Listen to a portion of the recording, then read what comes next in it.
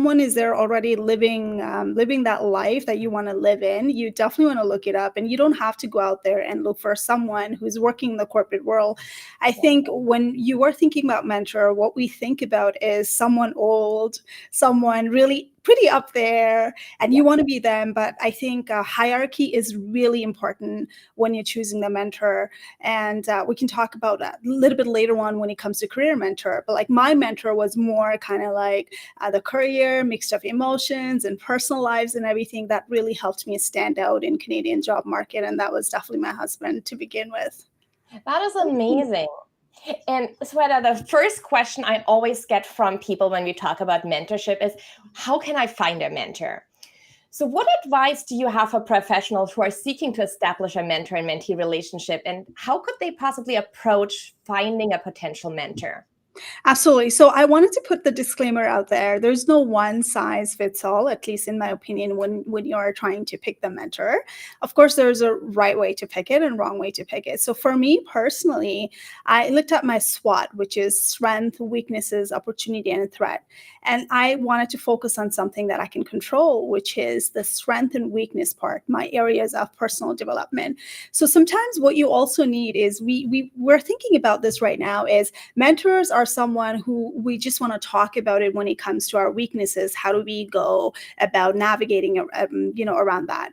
So I think I was definitely not only working on my weaknesses, areas of opportunity. I really wanted to find out the mentors who are going to validate my expertise and my strength as well, even make it better. So mentors are a different kind, right? So when you're a recent grad, your mentors probably are going to be quite different than when you start to work in the corporate ladder, when you want that leadership role, when you want to go on to the executive role.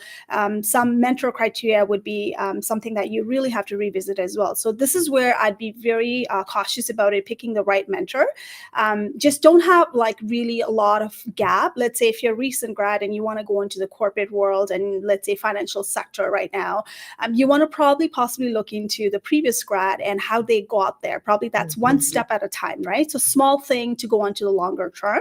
And if you want to be management material a little bit later on, you want to hone in that leadership skills, let's say in a corporate world, and you're not leading a team right now, then you probably want to go and talk to the new hire who just got into the management role as well. So one step at a time. So it depends on where you are in your career and what kind of strength that you bring in and what you need to work on based on the hard skills and soft skills to climb up the ladder. That's going to be we're going to be talking about that today. That is such great insight that you don't have to start with the top. You can really take it one step at a time. And I often recommend looking for someone who does the work you would love to do. Would you agree with that? That those Absolutely. are to guide you?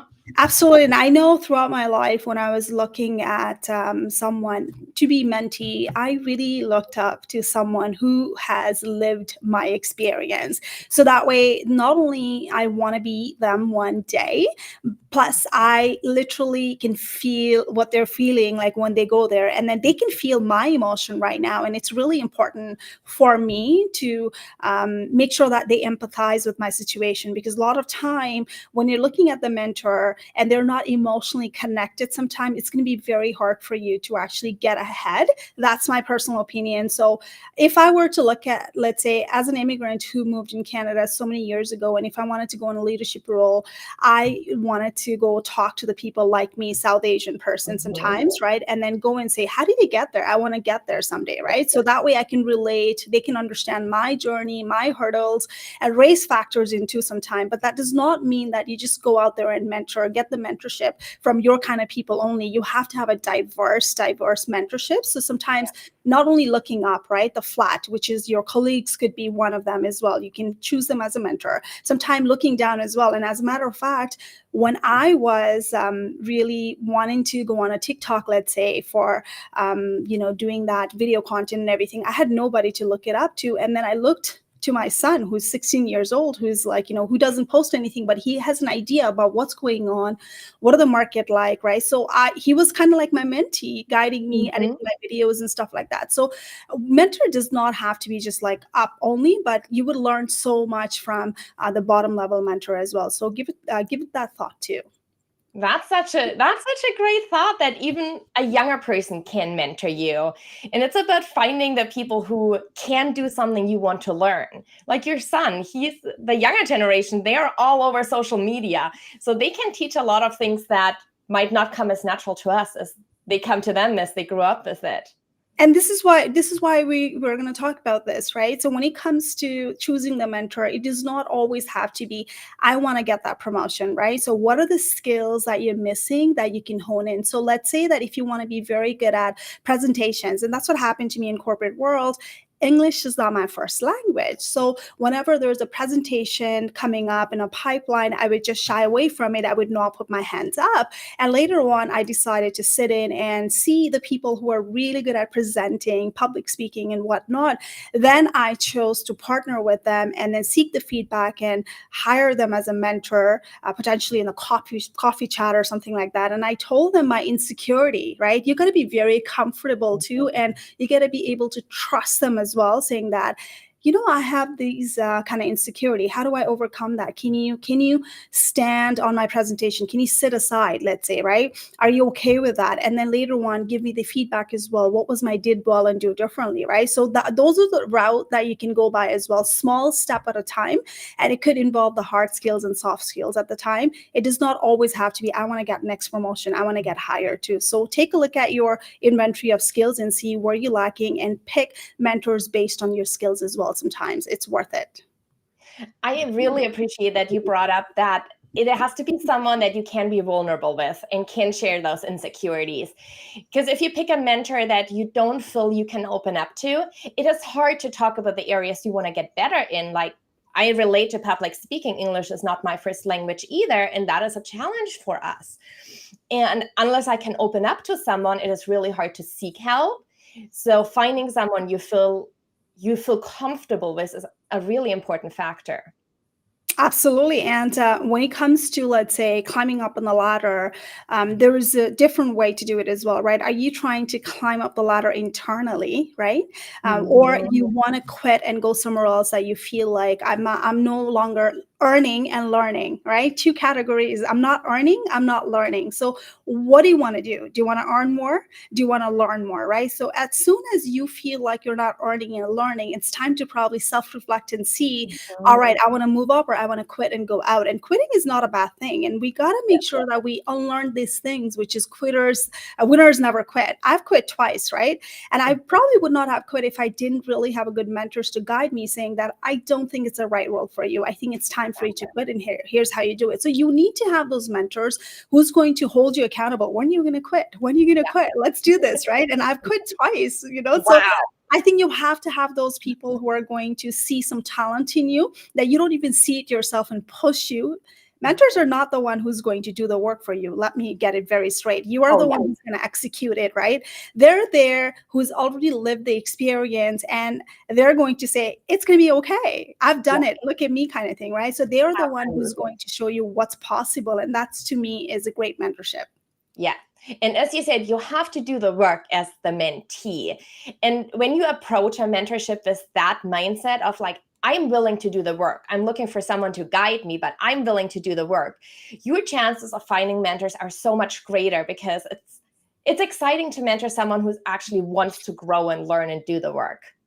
Absolutely. And I normally volunteer in particular organizations, like partner with the other people out there in organization as well. In fact, I was doing this for 6 months.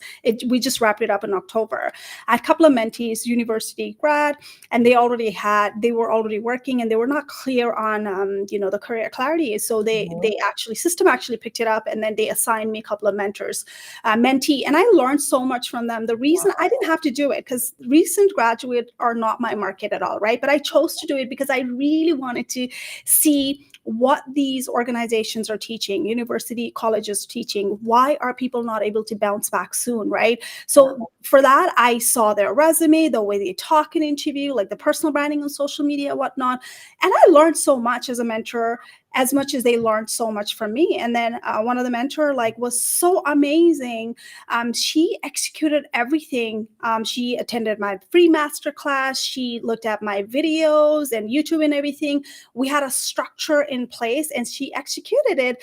And the surprise thing was later on when the mentorship wrapped up, I didn't know this girl at all. And we had great bonding. And the funny part was she went from zero clarity to like now she has a clarity. Her branding is done by herself, like, based on the mentorship we had.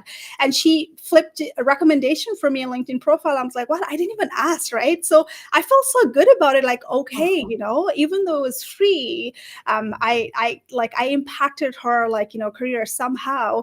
And sometimes you really want to go out there and boost that relationship with the mentors as well by doing the right thing. If you learn something, don't forget to go and offer that gratitude too. And we tend to forget about it when it's free. But this is the holiday season right now. I want you to go back and thank people who is making impact in your life. And I've done that all the time. You don't have to buy them gift card. You don't have to do anything.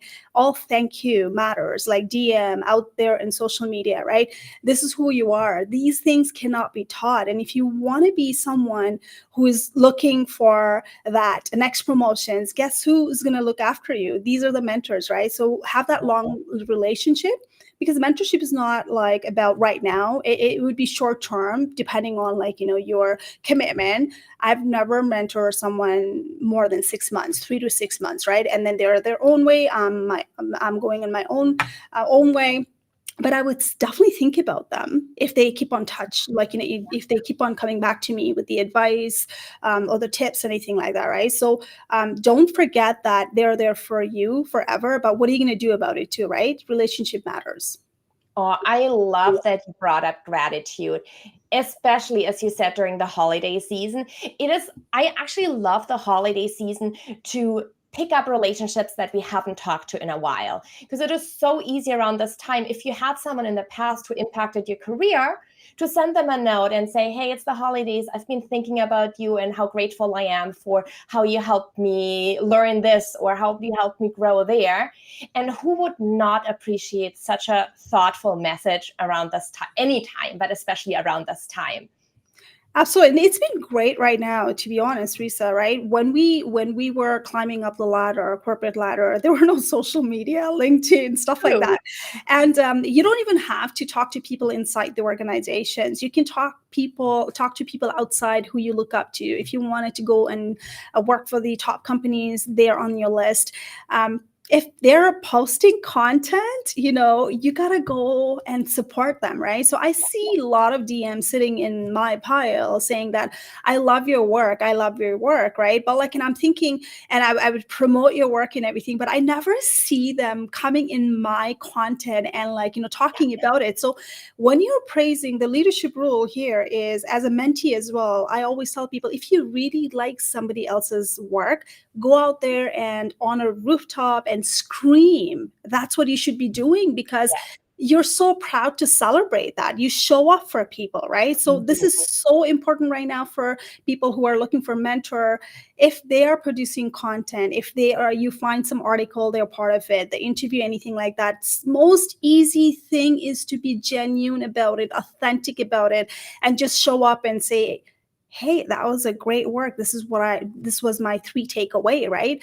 And a lot of people don't think about that. They just hide behind that DM and start to communicate. But it takes a lot of time for people to answer those questions. Nobody owes you that free time, right? You should not be entitled. You should make them feel that, oh, this person actually needs my advice. I would not mind them, making my mentee, because let's be very real. I mean, we don't have time, right? 24/7 to mentor somebody. You got to stand out for people to take you in a mentorship journey. And you just touched on that. There is often it's being said that mentor-mentee relationships should be mutually beneficial, but I think often mentees can feel like, what can I contribute? What do I have to give? Especially if the other person is more senior. How, in your opinion, can mentees build and maintain mutually beneficial relationships with their mentors? And I think so. I've had situation like that where in a corporate world where I had mentor who were pretty up there, senior leadership, right? So I would just ask them, "Hey, what's the project you're working on? It is there something that you feel that you need my tips or advice on it? I would love to actually see the project and see where there's a missing gap on it, right?" So I learned so much from it, but then they learned so much from that as well. So don't be like you don't be like that where you feel that you are not able to help those people out, especially on senior leadership, right? They're human at the end of the day. They're vulnerable too. Just ask them, how can I help you? Even like, let's say one of the example that I want to bring in is when there was something happening in the pipeline, I didn't even know the project was coming in, and I was passed on the project just because it was between, like, the leadership meeting that I said it that I'm willing to take that task on, right? So you have to initiate and say, I'm willing to take these kind of tasks on because I can bring the expertise on it. So people can't read your mind. Mentor can't read your mind either. So make it very clear what you want and say, I need your support. Whenever there is a room full of opportunity, can you put my name in the hat, right? You're not demanding, you're saying that you have that talent and they can help you out as well. And that's what the mentor should do as well. That's such an important point, is that mentors can't read your mind, and no one really can. Unless you ask, they don't know that you are looking for a mentor. Unless you ask, they don't know that you're looking for opportunities to do more of a certain, like to take on more projects, do more difficult tasks, work at more complex projects. You have to ask, you really have to spell it out. Otherwise, and I think especially women, we tend to be like, oh, don't they see like I'm working hard and shouldn't they automatically give me opportunities? But we actually have to speak about it like, this is what I really want to grow in, and I'm looking for opportunities so that others have the chance to help us. Absolutely. And the mentorship process is not making sure, like, you're going to be overwhelmed sometimes. And when are you going to be overwhelmed is when you have that gap in hierarchy. Remember, like, if you're a manager and you want the executive as a mentor, possibly it's not going to work for you because executive thinking is different way than leading. The way they lead the team is going to be completely different than the new manager who's just trying to get that leadership skills building up, right? So you probably want to look into the mentors as a senior managers. That way you understand, like, how do they move up and what are the lessons learned, right? So again, there's nothing wrong with having that hierarchy on top, which is like, I want to be mentored by executive. But I personally have felt that when you are working with the executive, they're on go, go, go. And if you're not the person who is really, who has, let's say, that skills of high level, then it's going to be hard. So you have to continuously go around picking the right mentor to get the best out of mentorship, in my opinion. I absolutely agree. And it's also, every manager has a different leadership style. And that was something that was really important in my career, of learning from different leaders and managers, no matter if I was working under them or I was being mentored by them, to see the things that I want to do when I become a manager and the things I might not want to do when I become a manager. And I'm wondering, from that perspective, how important do you find it is to have mentors also from diverse backgrounds and industries? And what unique advantages can they bring to a mentee's career development? Absolutely. So for the mentor who want to be mentor, let's say, I chose to be mentor for a bit, but then you really have to put the time and commitment as well, right? So you want to decide on quantity and quality, how many times you want to meet as well. And do you have that time limit as well, right? Do you want to do it on office hour, or are you flexible to do it after too? So define your need as well when it comes to mentoring somebody. And I don't mentor anyone after hours or weekend or something because I chose to. So that might not work with the other mentee who do not have that much work-life balance. So define what works for you and have that calibrations before you start the mentorship sessions, because last thing you want to do is dismiss their concern as well, right? So that's the first step that I learned throughout the mentorship process. The second stage is plan the session, structure it, right? just because you know so much, that doesn't mean that the person would want to learn from you, right? So ask them, why are they choosing you as a mentor? What are the things that they want to learn? Top 3 takeaway from this mentorship sessions, and then hold them accountable for it, which is, all right, next week we're going to go with the branding. All right, this is what I want you to do. These are the resources and materials that I have. Look it up, and then we're going to go and see how I'm going to audit, let's say, your LinkedIn profile or resume, whatever it is, right? So now the ball is in their court, their court, right? So make sure you're holding them accountable and give them a SMART goal as well. So being vague about, I want you to work on this, but no resources for them to work on it, and not holding them accountable next time you meet in, I think that defeats the purpose as well, because you're equally committing at that time for yourself and the mentee as well, right? Just commit yourself and do the right thing for a mentee as well. And if you see something that it's bothering you, honestly, call it out, because that's why you're their mentor, right? And it's up to them to work it or not. And that's been my strategy. It's been working so far. That is really, really great. And how do you see a benefit or a downside to it if they are in the same industry or a different industry? Do you have an opinion on finding mentors from the same company or outside of the company? I would think it depends again, like there's no right or wrong answer for it. I think it depends on what you both want, right? Mm-hmm. Some mentors are so talented in their industry, they have no clue about the other industry. And maybe they're trying to learn from the different industry as well, right? So are they seeking that as well? Remember, mentee and mentorship is all about learning from one another, right? It's not only mentoring it. So, and the mentee, when it comes to it, are they okay with going and getting the advice from people who are not a part of the industry as well? Are you comfortable with it, right? Personally, me, if I wanted to pivot, I would probably go and then find out the industry they're in, where I want to pivot. And I've done that personally. That worked for me. But if I'm not pivoting, I would probably stay with the same kind of like, industry, the people who really have a good niche and market as well. So I'm going to look into the expertise of them. And that worked for me, right? It depends on where you are in your career. Pivoting, different industry. Not pivoting, and if you wanted to learn more about that person or that organization, is probably sticking with the same industry. And that's my opinion. I agree, absolutely. And I do think that it's great to know that you have both of these options. And there's a big difference of finding a mentor within the same company who can really help you grow in that company, or finding a mentor outside of that company who might be able to help you make a career transition or can give you an outside perspective into an area that you want to grow into. Absolutely. And that's where we come in, right? And you don't have to just go out there and look for people anymore, because there are a lot of organizations, and anyone who wants to look into let's say in Canada, especially if in Canada, anyone who is looking for a mentor, a free mentorship, anything like that, there's a lot of good organizations that I was part of it. Send me DM as well. I'll send you the link. And good part about this organization, I didn't even know they get the free LinkedIn Learning, guys. I was like, wow, right? Yes. And that's something I found out when my mentee said it.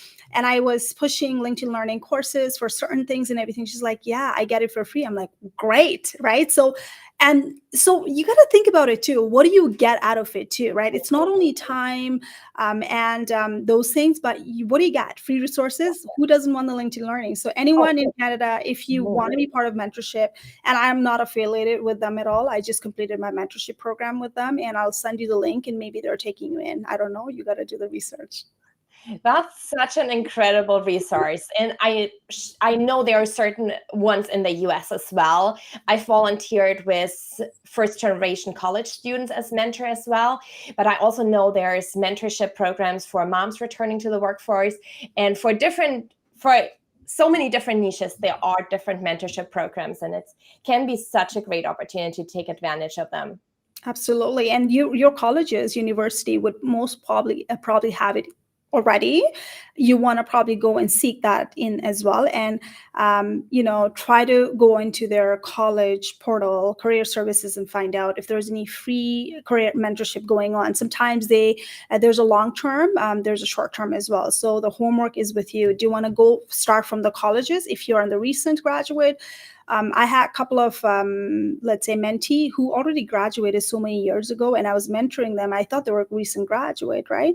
And they were already in the industry, but they were looking for someone like me who's like, who's into this industry, saying that, okay, well, I want to learn more about the personal branding, career strategy, and everything. So there are a lot of people, mentors like me, who have lived their experience, and they're inside these portfolio building the mentee as well. And I wanted to be really cautious about those mentors who are just going to be using the mentor for their resume as well, because I've seen that.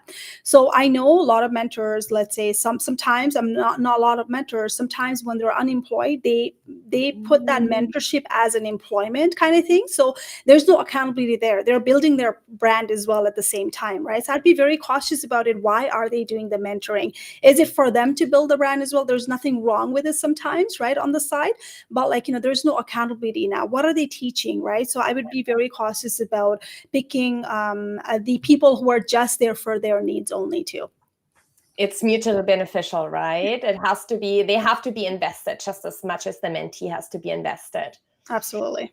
And you just touched on branding. I would love to hear more about that, because you have such wide expertise in resumes and LinkedIn branding.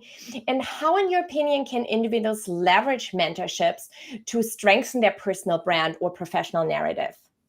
So I think, again, it depends on what kind of branding you want to put it out there, right? So is it, there's so much branding piece. It's a biggest umbrella. Branding is biggest umbrella. Is it for a career? Is it to be a thought leader? Is it to get more speaking gig? Is it to get media hunting you, right? So you got to be very clear on what do you want when it comes to branding. If it's a career, then why are you putting it out there? So one of the example was one of the recent grad, I think, he was working survival jobs, and he was introvert. English was not his first language, and he was in the data field. And I said, okay, you want to showcase your work now, because it's going to be very hard for you to talk about yourself in an interview. You're an introvert. You're not going to go out there and network, right? So the branding piece you want to showcase is your talent by putting a dashboard and business analytics piece. And this is what we worked through together. And I was so proud of him, because I didn't even think that, that was doable on LinkedIn. Like, a person wants a job in a data analyst field, and I'm teaching him this. He was my test case on it, right, in a small town. So he put it like amazing, like the branding, stellar branding, by showcasing his work. And he got into the public health sector, public company, government job. And then he's teaching in a college as a professor, right? So branding gets you that far. And he was working. He said to me when he reached out to me saying that I'm getting 0 interviews, right? So it's possible. But the thing is that as a mentor, I can just, he was my paid client, right? But I can only tell you, but you're the one to go and execute it. And it was beautifully done by himself. Wow, that is such an inspiring story of how personal branding propelled his career forward.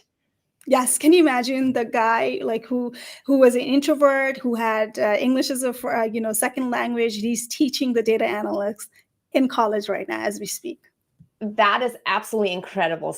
Thank you for sharing that inspiring journey with us. And I'm sure people in the chat are so feel empowered, knowing that a mentor can help them so much in defining your personal brand and giving you those tips and tricks that you might not see for yourself, that lead to such incredible opportunities. We still have a moment. If there's questions, please drop them in the chat. But in the meantime, Sweta, how can people get in touch with you? Absolutely. So I am maxed out on LinkedIn connections. LinkedIn only has 30,000. So I would love for you to follow my work and come ask me questions on my, blogs or whatever I write in. I am active. I'm also active on TikTok as well. I do live audio sessions, and subscribe to my YouTube channel as well if you're wanting to know much more things about career. But if you really want to work with me, book in 30 minutes discovery call, and we'll figure out if we're the right fit for one another, and we'll go from there, which is teachingdo.com appointment. And I also saw on your website that you have some incredible free resources. Absolutely. Thanks for putting it out there. So Yeah. I literally just uploaded 25 checklists for LinkedIn branding. Since we're talking about branding, it's for you to grab in if you're, if you're looking for branding. I have hooked up the videos and a lot of hard work in there, so you can go literally and start branding on LinkedIn right now. Especially if you want to end up on an employer search, it's going to be there for limited time only. Go to free resources, get all your free resources right now as we speak. That's an amazing Christmas gift, holiday gift to give out as a guide on how to create a personal brand on LinkedIn. So many people don't know where to start. So definitely take Sweta up on that. It's only available for a limited time. And thank you, Sweta, so much for being here today. This was such an incredible insightful conversation, and your expertise in mentorship and career development is so invaluable. And I love the story that you shared with us in the end, to see how much of an impact a mentor can have. Absolutely. And you know what? A mentor can just do whatever they want to do, right? At the same time, it's up to mentee's cup of tea to go out there and do it. I think I always tell them, the credit goes to you, kudos to you, whether you're my client or I'm giving you free sessions, right? You are the one actually going and doing it, and then communicating with the mentor saying that, hey, we did this together, right? And it's now I know how teacher feels so good about it when someone really does good. I'm like, oh my God, like best mentors are those who are a cheerleader for you, who watch Yeah. out for you, and who go like on a WhatsApp, like, what's going on? Why are you not doing it right? So have those kind of mentor, and you're never going to regret why you have those kind of mentor, because we all need those kind of people in our life. I so agree, Sweta. That was an amazing point to end on, that you want that cheerleader in your life who cheers you on. Thank you so much for being here with you. It was an honor to talk with you, and thank you for sharing so much incredible advice. Thank you so much for inviting me. It was a pleasure. I wish you all the best.